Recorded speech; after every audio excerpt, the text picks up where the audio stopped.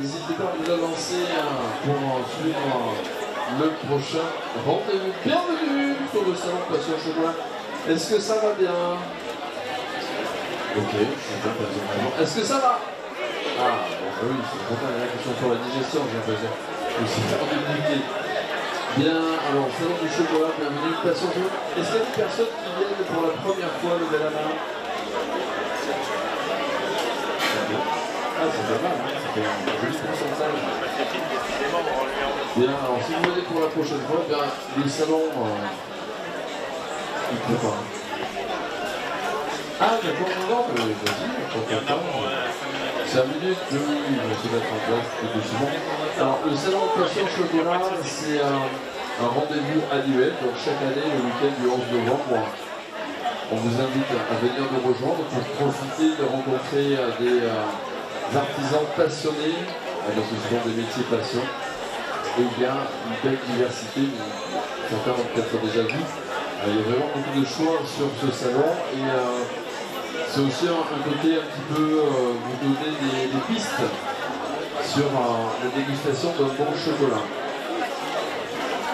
Alors, je pense que vous avez l'habitude, quand vous faites des repas de famille ou quand vous êtes invité chez quelqu'un, des fois on vient avec une bonne bouteille de vin parce qu'on a envie de justement partager ce que vous avez goûté. C'est vrai que vous appréciez quelque chose, et bien vous avez envie de le partager. Et bien sur ce salon du chocolat, c'est un petit peu la même démarche au niveau du chocolat. Le vin et le chocolat, ça se marie très bien.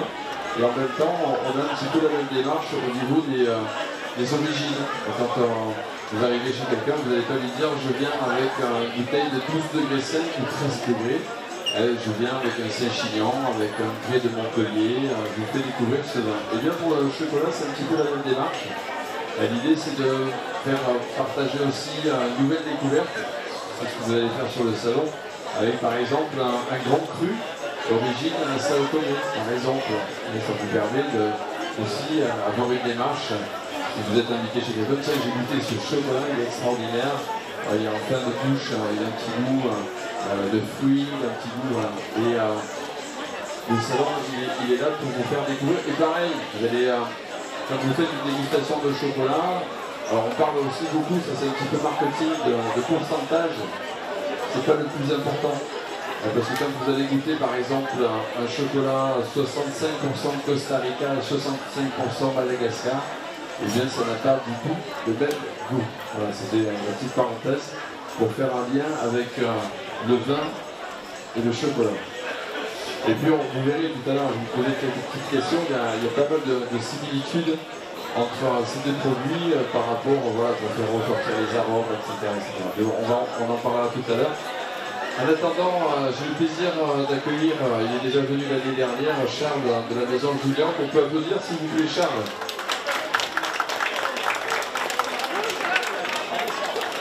Bonjour à toutes et tous, merci d'être venus nombreux cette année encore. Est-ce que tu vas bien? Ouais, super. Super. Alors, on parle un petit peu de la maison Julien, mais avant tout de Charles, de pourquoi tu fais de la cuisine, pourquoi... Alors, la cuisine, ça remonte maintenant, hein. Ça remonte à 32 ans. Donc, à l'époque à Paris, et puis depuis 3 ans à Béziers. En tout cas, depuis qu'on a acheté cette folie biterroise sur le canal du Midi, folie biterroise en petit château, frontline avec le canal du Midi, qui est à la fois notre maison, ma femme Candy et moi-même, et à la fois un lieu d'accueil. Donc on y a un restaurant qui est ouvert du jeudi au dimanche, uniquement à déjeuner. Donc le jeudi au samedi, c'est le déjeuner, et le dimanche, on fait un brunch. Et à la fois également chambre d'hôtes. Donc on a 3 chambres d'hôtes qui sont ouvertes, elles, toute l'année et tous les jours de semaine. Et enfin, on a un 3e volet qui est le volet événementiel. Donc l'événementiel, ça peut aller depuis le mariage, en passant par le baptême, la communion, l'anniversaire. Mais ça peut être aussi des événements autour de la culture. Donc ça, c'est nous qui les organisons ponctuellement, en soirée, en général, puisque le midi, il y a un restaurant. Et donc voilà, le dernier événement en date, par exemple, ça a été une nuit des étoiles au mois d'août, où il y avait un dîner au préalable, et ensuite l'observation des étoiles avec deux intervenants qui avaient installé 5 instruments dans le jardin, puisqu'on a un parc de 2000 m² face au canal. Et voilà, et c'est des événements comme ça qu'on peut organiser. Donc du coup c'est un lieu où on peut imaginer différents événements potentiels. Alors quand ce sont des événements comme ça, est-ce que c'est plutôt la partie extérieure qui est exploitée? Est-ce que tu as quand même un peu d'intérieur? Comment ça se passe? Non, ça peut être à la fois les deux. Là par exemple au mois d'octobre, le 10 octobre, c'est la deuxième année qu'on y participe, alors que c'est seulement la 4e édition. Il y a un festival de musique d'automne qui est organisé par le conservatoire de la ville de Béziers, auquel on a participé. Donc là c'était un concert d'accordéon. Donc l'accordéon dans le jazz et dans le classique. Pour ceux qui ne connaissent pas l'accordéon, je recommande vivement, parce qu'on a souvent cette image un peu vieillotte, désuète de l'accordéon. Mais franchement, il y a des sonorités moi qui m'ont bluffé. Et voilà, on a organisé ça avec un dîner sous forme de buffet après. Voilà, on est 17 lieux, j'en parle parce que ça me tient à cœur, on est 17 lieux à avoir créé pour la première fois à Béziers le premier festival de photos à Béziers, qui s'appelle Encadre. Et voilà, c'est que des lieux privés, il n'y a pas d'intervention de la municipalité qui est elle. Avec qui on est très bien, c'est pas le sujet, donc je voulais rester indépendant, donc on a organisé ça, ça a eu un gros succès. Moi j'en suis le trésorier de l'association. Je pense qu'on va avoir fait entre 8 000 et 10 000 visiteurs pour une année de lancement. On a été relayé sur France 3, France 3 Région. On a eu le Midi-Pyrénées, Midi Libre, pardon. Donc voilà, je recommande vivement pour l'année prochaine parce qu'il y aura déjà une prochaine année. Donc, ce qui est sûr, c'est que les visiteurs qui sont ici présents, s'il y a un baptême, un mariage, s'il y a un anniversaire, la capacité d'accueil en intérieur, on peut aller jusqu'à... Intérieur, on peut aller jusqu'à 60-70 personnes. D'accord. Quand on est en extérieur, on peut aller jusqu'à 150. Voilà. Okay. L'idée étant pas de faire des grosses manifestations parce qu'on est plus dans un esprit de qualité que de quantité et que voilà, on n'a pas forcément non plus la capacité à produire pour autant de monde. D'accord.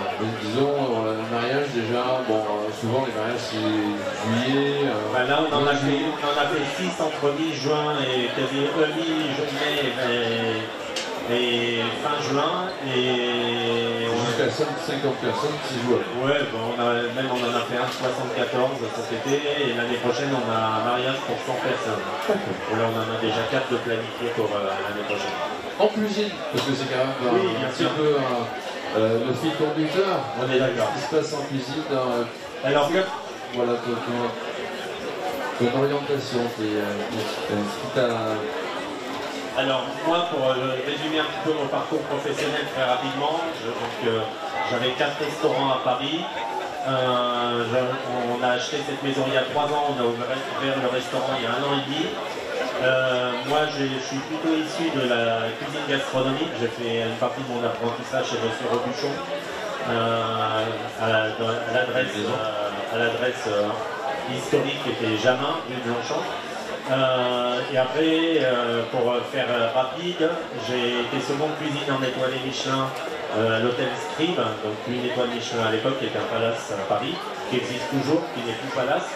Et après, j'ai eu 4 restaurants à Paris. Donc mes orientations à travers toutes mes expériences professionnelles aussi, parce que là j'ai raccourci, j'ai fait aussi de la restauration commerciale, etc. Voilà, je m'inspire un petit peu de moi ce qui m'inspire. Donc ce qui m'inspire, c'est avant tout le produit. Pour moi le produit c'est essentiel. On ne fait pas de bonne omelette sans de bons œufs. Donc quand on transpose ça à tout le reste, c'est valable pour tous les produits. Et puis après, je suis très sensible aussi au mariage du végétal, de la terre, de la mer. Voilà, donc c'est d'ailleurs pour ça que cette année, on va vous présenter une recette qui va peut-être dénoter, je ne sais pas ce qu'ont fait les collègues valablement, mais là on ne va pas être sur un plat sucré, pardon. On va être sur du salé, parce que l'année dernière, on avait fait notre mousse au chocolat qui est notre dessert signature. Et je me suis dit que pour cette année, c'était bien de, surtout avec l'approche des fêtes, de travailler un produit salé. Et là, on va associer du coup le foie gras au cacao amer. Ah, ça c'est une bonne idée. Tu nous présentes le jeune homme qui t'accompagne? L'année dernière, je suis venu avec mon chef exécutif Laurent. Et cette année, nous a rejoint depuis quelques mois maintenant Lilian, qui est en contrat d'apprentissage chez nous. Et donc, je me disais que ça pouvait être une belle occasion et une belle expérience pour lui d'être présent sur le salon aujourd'hui. On applaudit Lilian, s'il vous plaît. Alors, justement, Lilian, comment ça va? Ça va très bien. Explique-nous un petit peu ton parcours. Pourquoi tu fais de la cuisine? Qu'est-ce qui t'a inspiré? Qu'est-ce qui t'a donné envie? Je commençais à cuisiner quand j'avais 14 ans et j'ai fait un stage, ça m'a plu. J'ai décidé de continuer, j'ai fait quelques restaurants. J'ai fini au Saint-Fé et là je commence une carrière professionnelle comme ingénieur avec Charles Lemorin, le chef d'entreprise. D'accord, très bien. On peut l'applaudir pour ce parcours. Bien, eh bien allons-y. Super. Expliquez-nous un petit peu ce qui va se passer. Alors, l'idée aussi c'était de vous présenter une recette que vous allez facilement reproduire chez vous. Là, je ne voulais pas rentrer dans quelque chose qui soit trop compliqué techniquement. D'ailleurs, sachez-le, ça va faire l'objet d'ateliers foie gras qu'on va faire chez Maison Julien. Tous les jeudis et vendredis du mois de décembre jusqu'à Noël. D'accord. L'idée, c'est quoi? C'est d'apprendre à faire son foie gras, parce que là, on va apprendre à faire un foie gras en 15 minutes chrono. Génial. 15 minutes de préparation, 15 minutes de cuisson. 12 minutes exactement de cuisson. Ok. Donc voilà, donc sans grosse technique pour apprendre à faire le foie gras. Donc ça c'est nouveau de faire des ateliers à la Maison Julien. Alors ça va être un premier atelier, c'est vrai qu'on avait eu pas mal de demandes de cours de cuisine et je me suis dit que c'était l'occasion pour les fêtes. Donc l'idée c'est d'apprendre à faire son foie gras, mais aussi d'être dans le partage et dans le côté un peu on échange, on déguste. Donc ce sera à la fois un atelier où on apprendra à faire son foie gras, mais on viendra déguster aussi différents foie gras. Et ce sera aussi l'occasion de déguster les bons vins pour associer le foie gras. Donc voilà, ce sera à la fois du plaisir, à la fois on apprendra à faire des choses parfaites. Voilà, et chaque participant repartira avec son foie gras de 500 grammes pour les fêtes. D'accord. Charles, du jeudi au dimanche, de midi, qu'est-ce qu'il y a en ce moment à la carte par exemple? Alors en ce moment, ce midi, donne-nous envie parce que alors ce midi, on a couru après le service, donc on a une carte très courte parce que la carte chez nous elle change tous les 15 jours en fonction des petits producteurs. Et donc on travaille que les produits du moment. Donc et là en ce moment on a en entrée un parfait de foie gras, donc une mousse de foie gras montée en terrine, alternée couche de foie gras, couche de jambon patané gras, et on termine par une gelée de coin. Donc ça c'est une des entrées. La deuxième entrée, puisqu'on a deux entrées, deux plats de dessert. La deuxième entrée c'est un tartare de Saint-Jacques associé au kiwi, la Saint-Jacques est crue, accompagné d'un velouté de chou-fleur avec de la fève tonka, parfumé à la fève tonka. Intéressant, on fait un petit goût de d'amande amère un petit peu et de vanille aussi. Sur les plats, on est sur une côte de cochon des Pyrénées, accompagné d'un chou farci qu'on fait avec de la chair à saucisse, des chanterelles et des coups de parure du cochon et le jus de cochon qu'on fait bien évidemment maison et parfumé, infusé au café. Et le plat de poisson en ce moment, c'est de la bonite de Méditerranée avec un gâteau de légumes, donc un feuille à feuille de légumes d'automne. Et c'est associé avec un tartare de langoustine et un jus de langoustine parfumé au yuzu. Le yuzu, c'est une petite clémentine japonaise.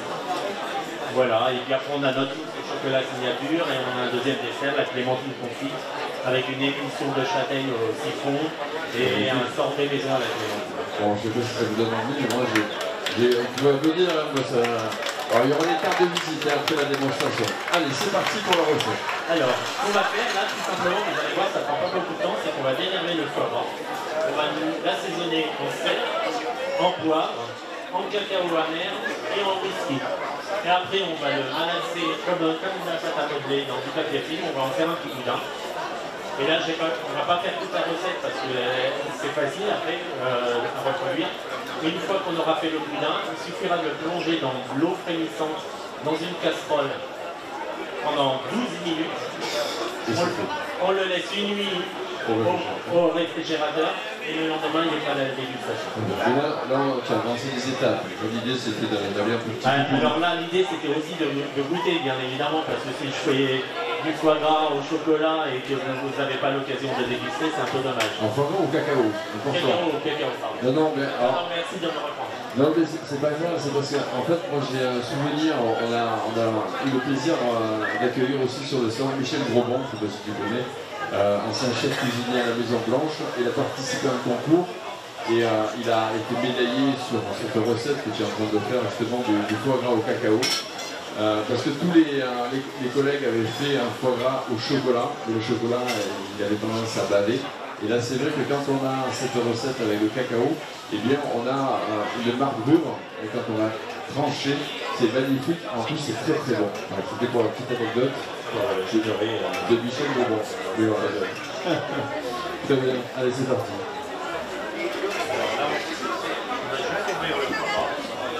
On va juste ouvrir le foie gras.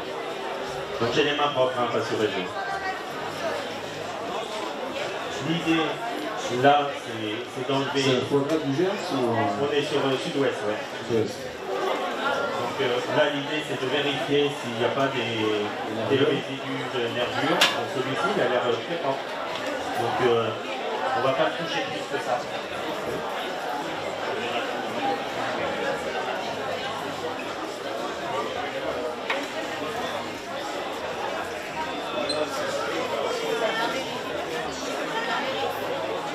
Donc ça, on rappelle, c'est quelque chose, c'est un atelier qu'on pourra faire chez toi à partir de quoi? À partir du 1er jeudi de décembre. D'accord. Au mois de décembre, le 1er jeudi, et pendant plusieurs jeudis, 2, 3 jeudis. On va en refaire peut-être. Jusqu'à Noël. Jeudi et vendredi jusqu'à Noël, à partir de 18h. D'accord. Voilà. Très bien. Intéressant, c'est des personnes qui veulent apprendre. Et c'est aussi quelque chose qu'on peut déguster au restaurant quand on veut patienter avant les entrées. Voilà, petite mise en doute. Voilà, c'est ça. Donc là, c'est pas compliqué. On va abondamment saler le foie gras. Faut pas avoir peur, il faut en mettre à peu près 20 grammes de sel.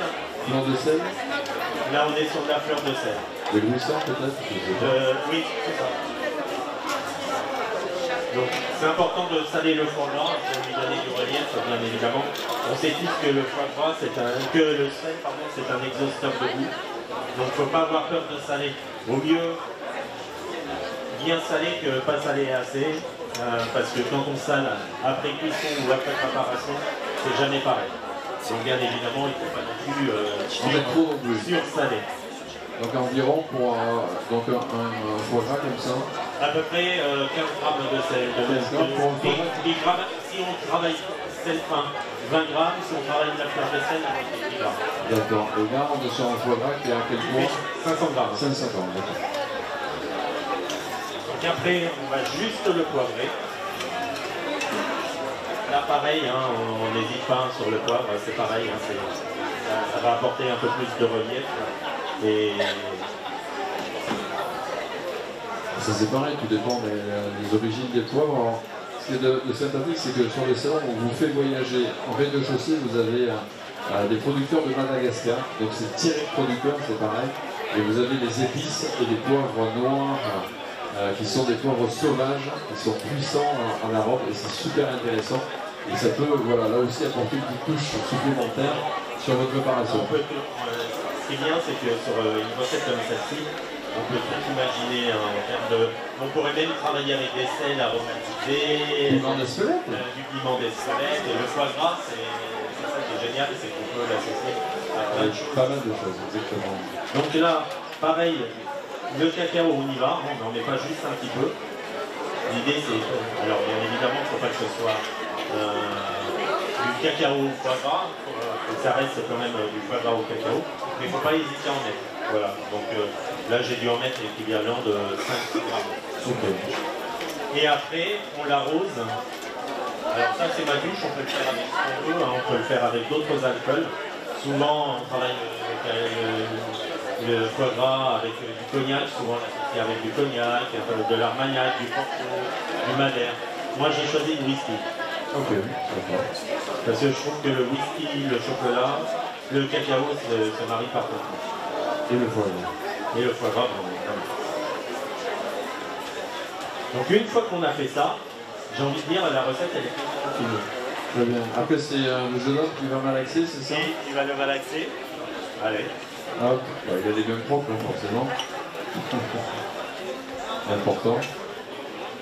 Hop, allez c'est parti.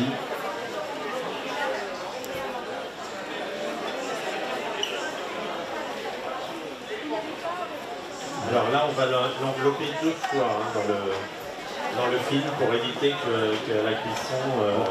Pas plus, on malaxe pas plus. Ici on va le malaxer dans le... Une fois qu'il est dans le film.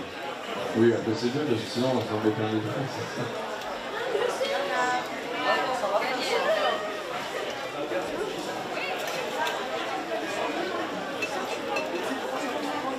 Alors, comme de la pâte à modeler, là. Oui, madame. Oui, cacao amer. Un cacao, poudre de cacao amer. Oui.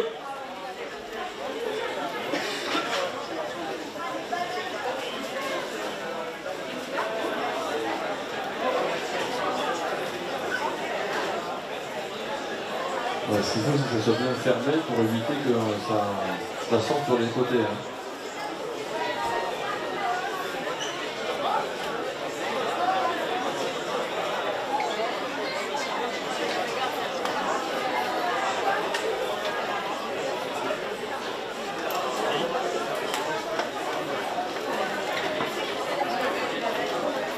Est-ce qu'il y a des personnes dans le public qui font leur foie comme ça?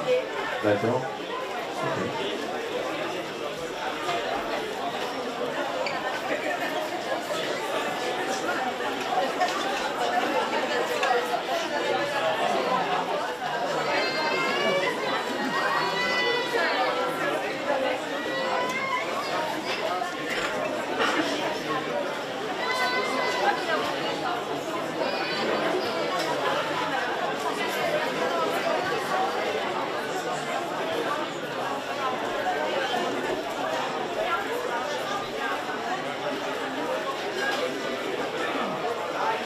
Là, on a un bon boudin régulier.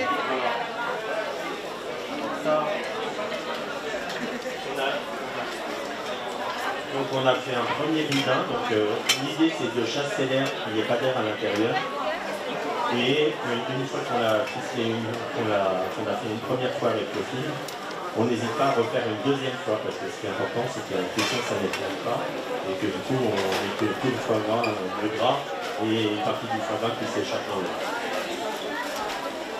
Alors il y a des techniques qui aussi le font à la vapeur. Voilà. Moi c'est celle-ci que je préfère parce que c'est en termes de cuisson on maîtrise parfaitement la cuisson. 12 minutes à eau frémissante et une fois que les 12 minutes sont passées, on arrête la cuisson, donc on le sort du feu et on le laisse complètement refroidir dans l'eau. Et donc on le laisse de côté. Ça n'est voilà, revenir, on va dire, à température ambiante. La température ambiante, et dès qu'il est revenu à température ambiante, on le met au frigo. Donc au frigo pendant minimum 12 heures. Oui, 12 heures. D'accord, très bien. Il y avait un monsieur qui avait une question. Ah, j'arrive, attendez. Oui. Ah oui, c'est un lobe entier. Oui, c'est un foie gras entier. Oui, un lobe entier qui fait ça. Vous avez trouvé un foie gras entier qui fasse le poids que vous souhaitiez, quoi. 500-600 grammes, ouais. D'accord. Donc voilà, donc ça donne ça. Non, pas du tout. Je fais très peu de cuisine.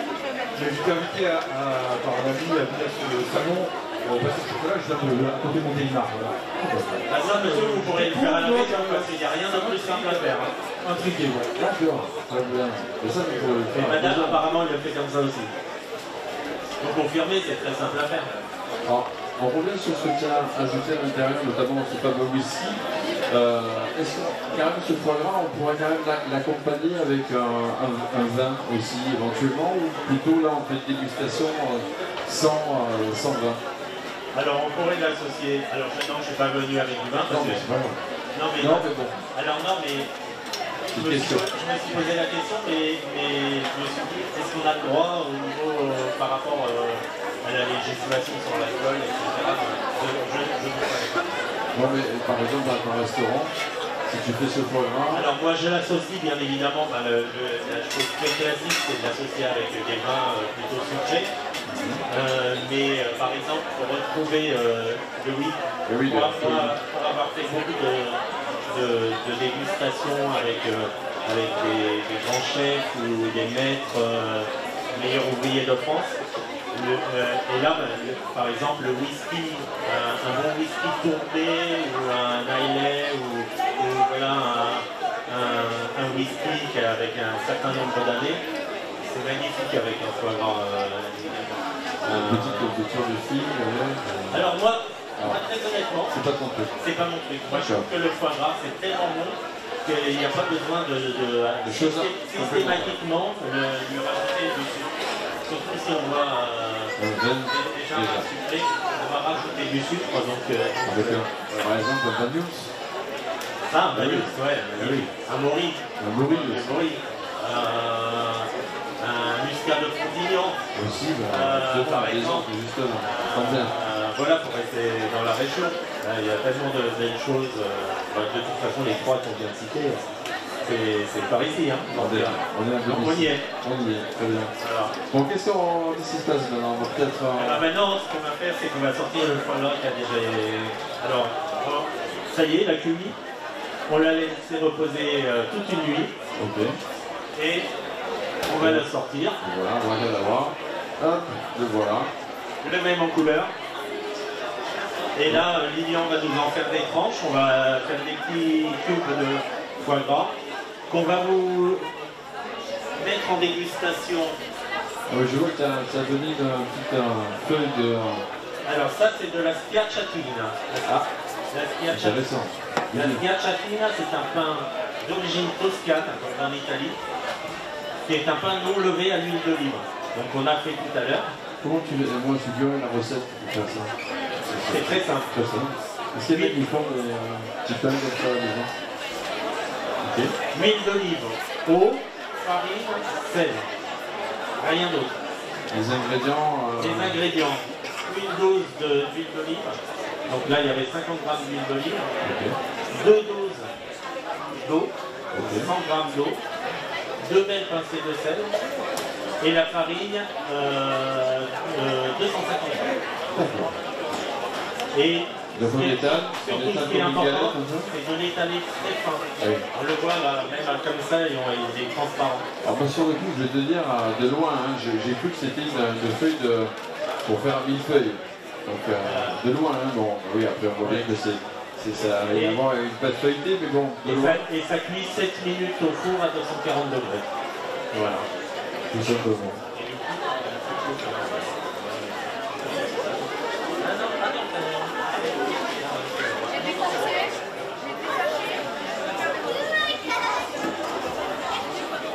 Vous avez envie de déguster peut-être, non? Non, je crois que vous n'avez pas envie. Est-ce que vous voulez déguster? Ah, ben voilà. Oui, c'est quand même original, un foie gras cacao avec un peu de whisky. Mais ça se marie bien d'ailleurs, vous avez dû peut-être apercevoir en rez-de-chaussée, on a un producteur aussi de foie gras du Périgord.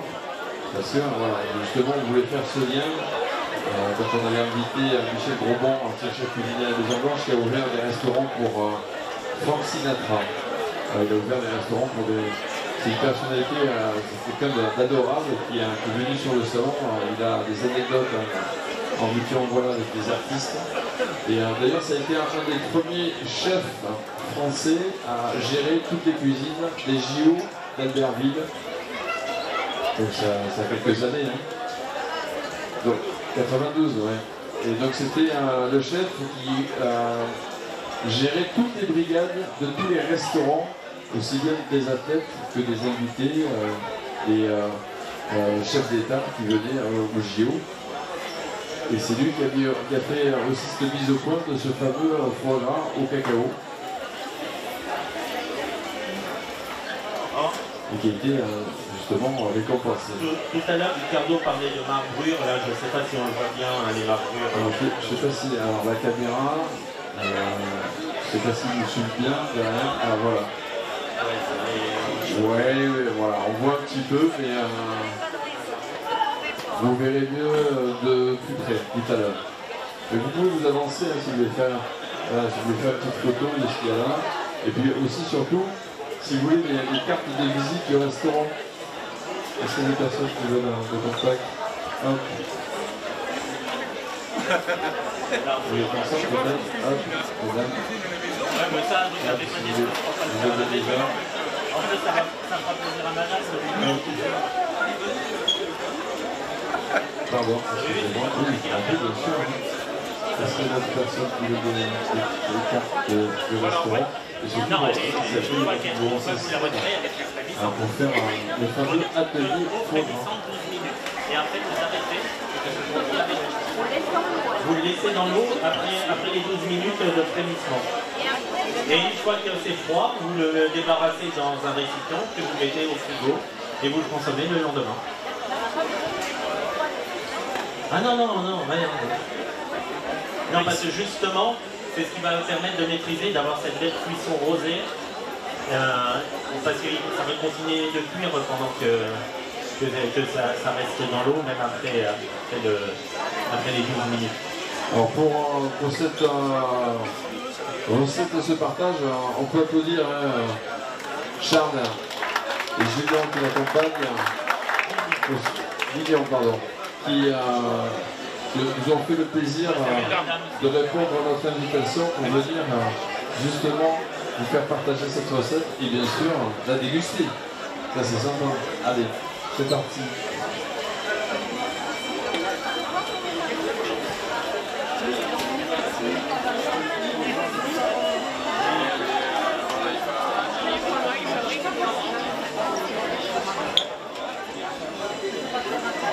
C'est eau frémissante et vous allez plonger votre boudin donc, de foie gras pendant 12 minutes à eau frémissante. Donc 12 minutes et c'est fait. Vous laissez refroidir jusqu'à ce que ça arrive à température ambiante. Vous laissez refroidir tout, vous mettez de côté. Vous laissez tranquille. Et après, dernière chose, vous le mettez au réfrigérateur pendant la nuit, pendant 12 heures minimum. Et vous avez votre foie gras qui est prêt. Donc 500 grammes, on redonne un peu les quantités. 500 grammes un bol-up de 500-600 grammes, en fleur de sel 10 grammes, en sel fin 20 grammes. C'est comment le cacao amer 5-6 grammes et le whisky on en met à peu près 2-3 centilitres. Après oui. Alors, c'est subtil hein. Je vais faire l'autre, madame.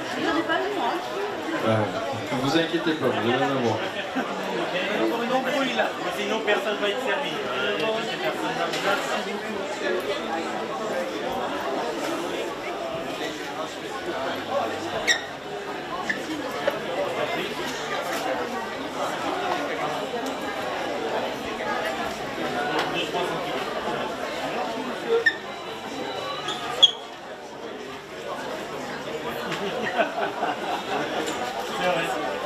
Ça ressemble à ça, non, je plaisantais, je disais dans l'oreille de Charles, on dirait qu'il fait comme à la fin de la messe, le pain du Christ avec. C'est un peu ça. Ouvrez la bouche. Bon. Il est super, merci. Pour les ateliers, vous avez dit que c'était le jeudi et le vendredi. Jeudi, vendredi. Alors, appelez la maison Julien, vous avez les cartes là, ils vous feront plaisir de vous envoyer la recette. Pas de souci. Oui, vous appelez, sinon vous demandez Charles. Ça capte pas, j'ai pas pu. J'étais au salon de cheveux, j'ai besoin de la recette. Alors, redonnez-nous le nom de ce fameux pain italien. Schiacciatina. Schiacciatina. Ok, c'est pas évident. Quand je retiens Tina à la fin, ça va bien.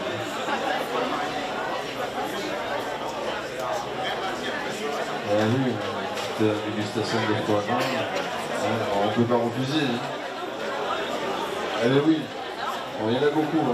Bon, les Américains, ils n'ont rien compris, mais Et oui, à la gastronomie française.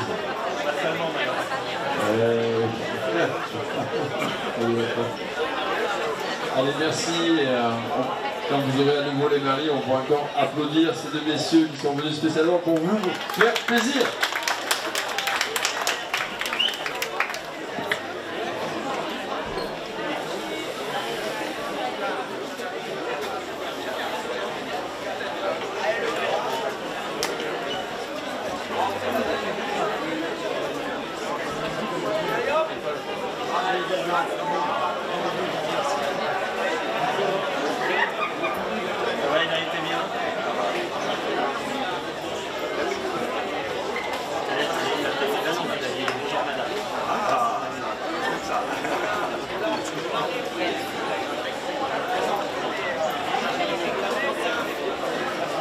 C'est pas mal, c'était une dégustation sur rendez-vous. Ben oui, alors il y en aura d'autres demain, bien sûr. On va parler aussi de plantation de cacaoïs, ça vous intéresse.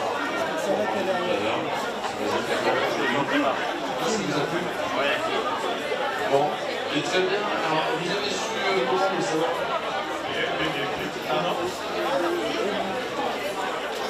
Je crois que c'est vous connaissez un brevet chez vous? Je vais vous le redire. Oui, bien sûr. Écoutez un peu à tout. Très belle visite, vous avez bien raison. Votre dégustation. Confiture de châtaigne, c'est aussi un pur bonheur avec notre productrice de châtaigne et des Cévennes. On a aussi notre producteur de noisettes d'Aveyron.